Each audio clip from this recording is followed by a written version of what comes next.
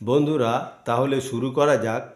আমার এই সঙ্গীতের ইতিবৃত্ত গান শেখানোর ক্লাসে আজ সম্পূর্ণ একটি নতুন গান নিয়ে চলে এলাম। তা গানটি হলো রাগ ভূপালী। এই ভূপালীর স্বরলিপি, তারপরে 8 মাত্রা, 16 মাত্রা তান, আবার বোল তান, এই সবই করব আমি। তা ভূপালীর পরিচয়টা হলো, ভূপালী কল্যাণ ঠাট থেকে উৎপত্তি হয়েছে। তা আমি ভূপালীর আরোহ অবরোহটা একটু করছি। সা রে গা পা ধা সা, অবরোহ করছি সা ধা পা গা রে সা। এবার পাকারটা করছি গা রে সাধা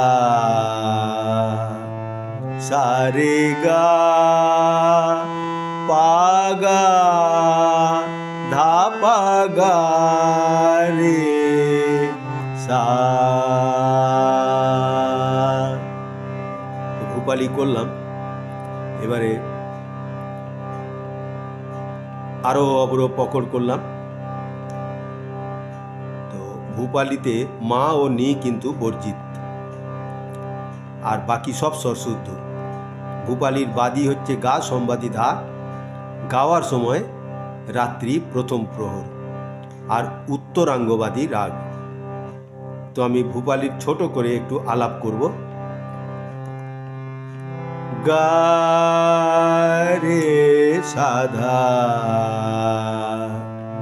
সা রে গা পা গা ধা পা গা রে সা। গা পা সাধা সা ধা রে ধা সা ধা পা গা পা গা রে গা রে সা।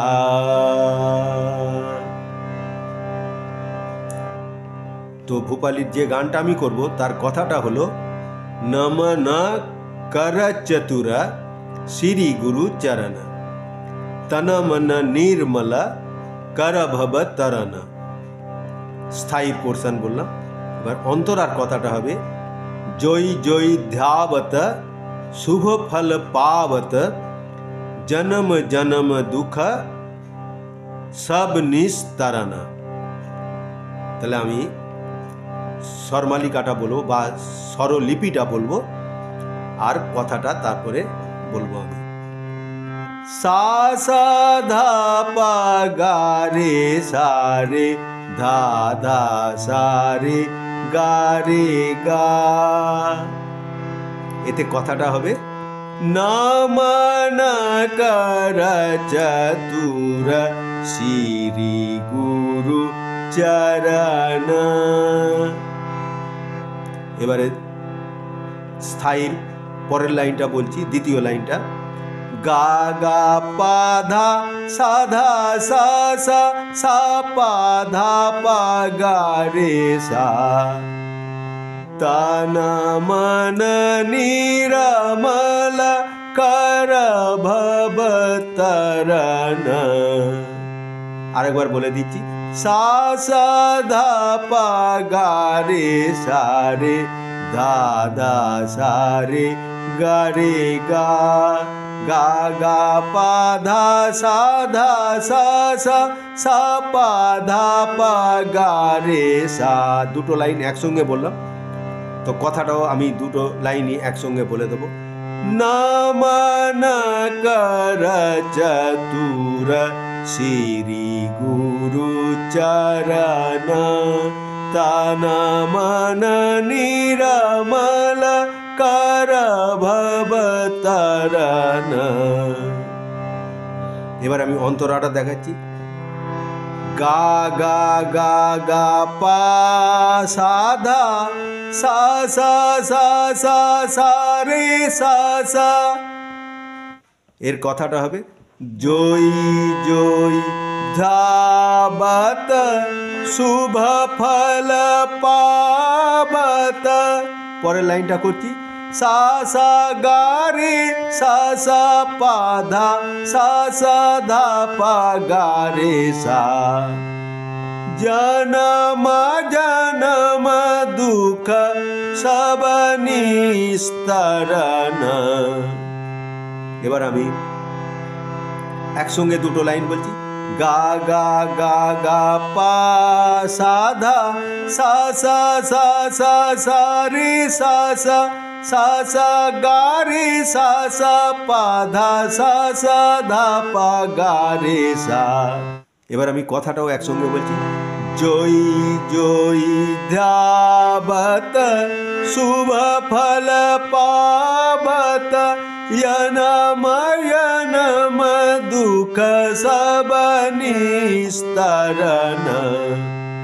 আবার স্থায়ীতে ফিরত আসতে হবে সা সা ধা পা গা রে সা রে ধা ধা সা রে গা রে গা গা গা পা ধা সা ধা সা সা সা পা ধা পা গা রে সা।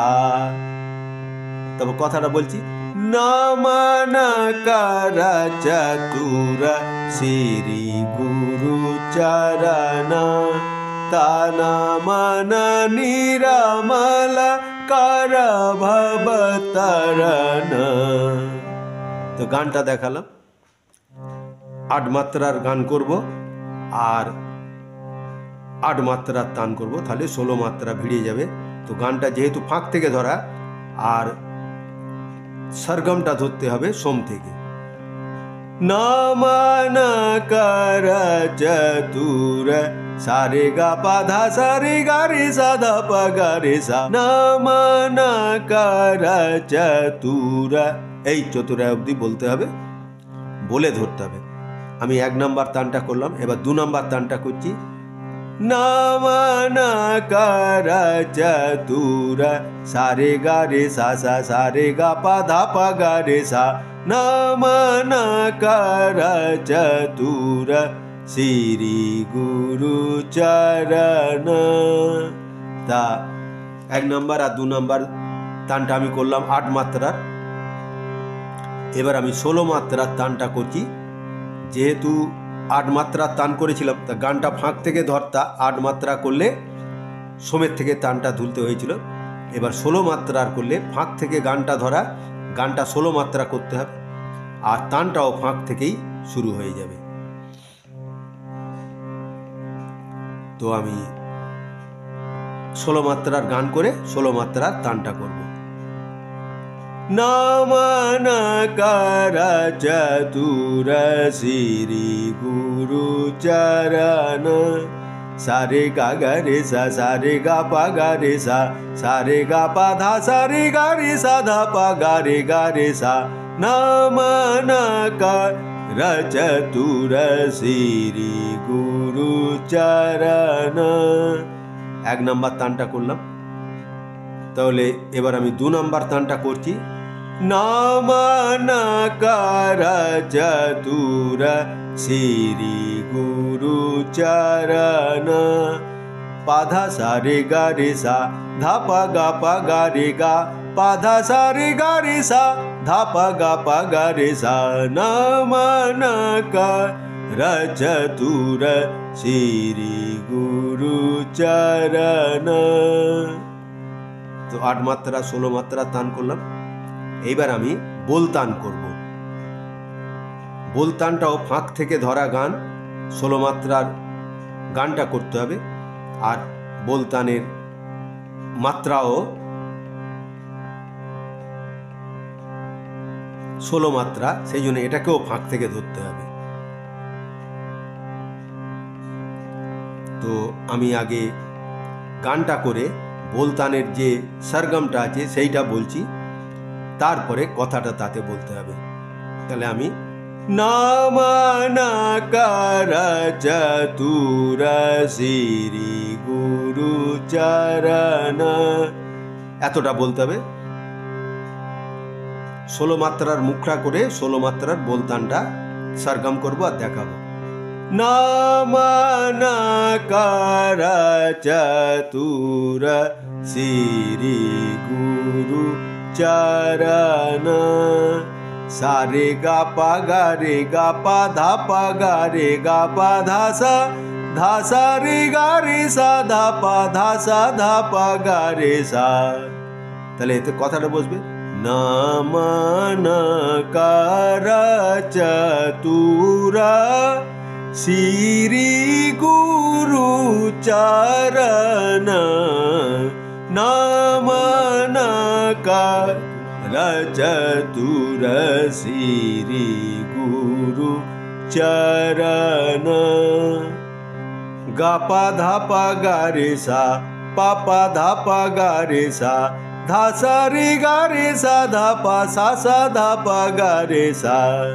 নামানাকার